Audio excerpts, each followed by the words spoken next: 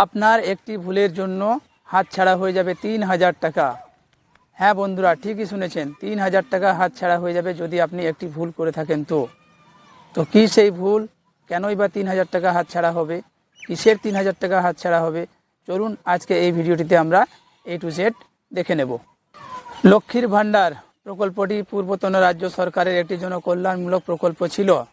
বর্তমানে বিজেপি সরকার ক্ষমতায় আসার পর এই প্রকল্পটির নতুন করে নাম দিয়েছে অন্নপূর্ণা ভাণ্ডার এবং এই প্রকল্পের বেশ কিছু নিয়ম পরিবর্তন করেছে এবং যেসব মহিলাদের আর্থিক সুবিধা প্রদান করা হতো তাদের আর্থিক পরিমাণও বাড়িয়ে দেওয়া হয়েছে। তো চলুন বন্ধুরা, আজকে আমরা দেখে নেব এই অন্নপূর্ণা ভাণ্ডারের টাকা আমরা কিভাবে পাবো, কোথায় আবেদন করতে হবে, কত করে টাকা পাবো, কবে থেকে পাবো, কাদের কাদের নাম বাদ যাবে, কেনই বা বাদ যাবে, সম্পূর্ণ তথ্য আমরা এই ভিডিওটিতে A to Z জেনে নেব। তো ভিডিওটি শুরু করার আগে আপনাদের একটি ছোট্ট রিকোয়েস্ট, আপনারা যদি এই চ্যানেলে নতুন ভিজিট করে থাকেন তো আমার এই সোনি ডিজিটাল বাংলা চ্যানেলটিকে সাবস্ক্রাইব করে পাশে বেল আইকনে ক্লিক করে অল নোটিফিকেশানে প্রেস করে দেবেন, যাতে যখনই আমি নতুন কোনো ভিডিও আপলোড করব সেই ভিডিওর ইনফরমেশন সবার আগে আপনার কাছে এসে পৌঁছে যাবে। তো চলুন এবার আমরা দেখে নেব অন্নপূর্ণা ভাণ্ডার নিয়ে কিছু খুঁটিনাটি তথ্য। তো 1 নম্বর তথ্য হচ্ছে যে আমরা সবাই জানি যে আগামী 1 জুন সবারই অ্যাকাউন্টে অন্নপূর্ণা ভাণ্ডারের ৩,০০০ টাকা ঢুকে যাবে। 2 নম্বরে একটি তথ্য হলো যে আগের সরকার লক্ষ্মী ভাণ্ডার প্রকল্পে সাধারণ ক্যাটাগরির মহিলাদেরকে দিত মাসে ১৫০০ টাকা এবং SC ও ST পরিবারের মহিলাদেরকে দিত মাসে ১৭০০ টাকা করে, কিন্তু বিজেপি সরকার ঘোষণা করেছে যে অন্নপূর্ণা ভাণ্ডারে SC ST জেনারেল কোনো ক্যাটাগরি না দেখে সবাইকে ৩,০০০ টাকা করে প্রতি মাসে দেওয়া হবে। 3 নম্বর তথ্য হচ্ছে যে আপনারা কোথায় আবেদন করবেন এই অন্নপূর্ণা ভাণ্ডার পাওয়ার জন্য। তো দেখুন, এখানে রাজ্য সরকার পরিষ্কার করে বলে দিয়েছে যে যারা যারা লক্ষ্মী ভাণ্ডারের টাকা পেতেন তারাই অটোমেটিক্যালি অন্নপূর্ণা ভাণ্ডারের টাকা পাবেন। অন্নপূর্ণা ভাণ্ডারের টাকা পাওয়ার জন্য কোথাও কোনো প্রকার আবেদন করতে হবে না। 4 নম্বর তথ্য হচ্ছে যে অনেক মহিলা আতঙ্কে আছেন যে তারা যাদের যাদের নাম SIR তালিকা থেকে ডিলিট হয়ে গেছে বা অ্যাডজুডিকেশনে চলে গেছে, তো সেরকম অনেক মহিলা আছেন যারা চিন্তায় আছেন যে তারা হয়তো অন্নপূর্ণা ভাণ্ডারের টাকা পাবেন কিনা। কিন্তু দেখুন, এখানে মাননীয় মন্ত্রী অগ্নিমিত্রা পাল ঘোষণা করেছেন যে যদি আপনি ট্রাইব্যুনালে আবেদন করে থাকেন বা CAA-তে যদি নাগরিকতা পাওয়ার জন্য আবেদন করে থাকেন তাহলে কিন্তু প্রত্যেকেই অন্নপূর্ণা ভাণ্ডারের টাকা পাবেন, এতে কোনো অসুবিধা হবে না। হ্যাঁ, এবার যদি অ্যানালাইসিস করে দেখা যায় যে আপনি এই দেশের নাগরিক নন, তখন কিন্তু সব টাকা ফেরত দিতে হবে এবং সেদিন থেকে আর আপনি অন্নপূর্ণা ভাণ্ডারের টাকা পাবেন না। 5 নম্বর তথ্য যেটি হচ্ছে সেটি হচ্ছে কোনো তথ্য না, সেটি হচ্ছে একটি শর্ত এবং এটি হচ্ছে অন্নপূর্ণা ভাণ্ডার পাওয়ার জন্য মূল একটি শর্ত। সেটা হচ্ছে প্রত্যেকের অ্যাকাউন্টে ডিবিটি লিঙ্ক থাকতে হবে।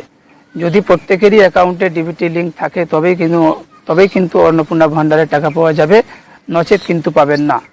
এবার হয়তো আপনারা ভাবছেন যে ডিবিটি লিঙ্কটা আবার কি। দেখুন, আজ থেকে বহু বছর পূর্বে সরকারি প্রকল্পের টাকা পেতে হলে মানুষ কিন্তু চেকের মাধ্যমে টাকা পেত, তখন কিন্তু এইভাবে সরাসরি টাকা দিত না। তো এই যে চেক পেত, তারপরে চেকটা ব্যাংকে গিয়ে জমা করত, ব্যাংক থেকে আবার টাকা অ্যাকাউন্টে জমা হতো।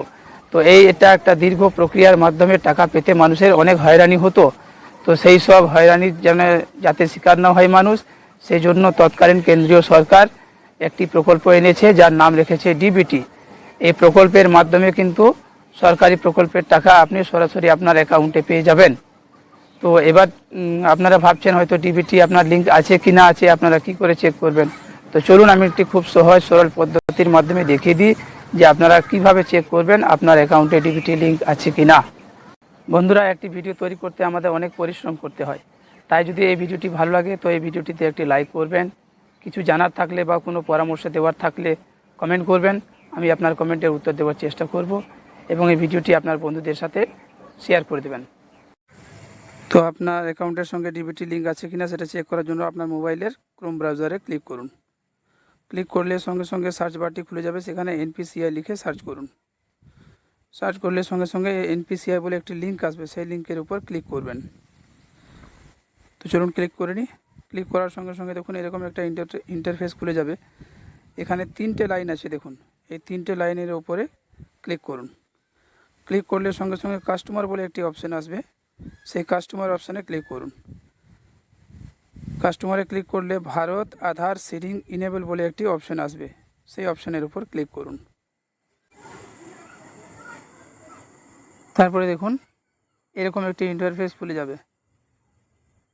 এই দেখুন যেখানে আমরা চেক করব সেই ইন্টারফেসটি খুলে গেল। এখানে 3 নাম্বার অপশানে দেখুন লেখা আছে আধার ম্যাপড স্ট্যাটাস, এখানে ক্লিক করুন। ক্লিক করলে সঙ্গে সঙ্গে আধার নাম্বার চাইছে, আপনি ওই ব্যক্তির আধার কার্ডটা দিয়ে দেবেন বা নিজের আধার কার্ডটা দিয়ে দেবেন, যার ডিবিটি চেক করতে চাইছেন তার আধার কার্ডটি এখানে দিতে হবে। আধার নাম্বারটি দেওয়ার পরে দেখুন নিচে ক্যাপচা আছে, এই ক্যাপচাটি ঘরে ফিল করে চেক স্ট্যাটাসে ক্লিক করবেন। ক্লিক করলে সঙ্গে সঙ্গে ওই আধার নাম্বারের যে মোবাইল নাম্বারটি লিঙ্ক করা আছে সেই মোবাইলে একটি ওটিপি চলে যাবে, সেই ওটিপিটা এখানে ফিল করতে হবে। ওটিপিটা ফিল করলে কনফার্মে ক্লিক করে দেবেন। দেখুন এবার খুলে গেল, আমার এয়ারটেল পেমেন্ট ব্যাঙ্কে লিঙ্ক করা আছে। তো বন্ধুরা এইভাবে আপনিও আপনার বা যে কোনো ব্যক্তির ডিবিটি চেক করতে পারেন, করে দেখবেন, খুবই সহজে হয়ে যাবে। বন্ধুরা ভিডিওটি ভালো লাগলে একটি লাইক করবেন। দেখা হচ্ছে পরবর্তী ভিডিওতে।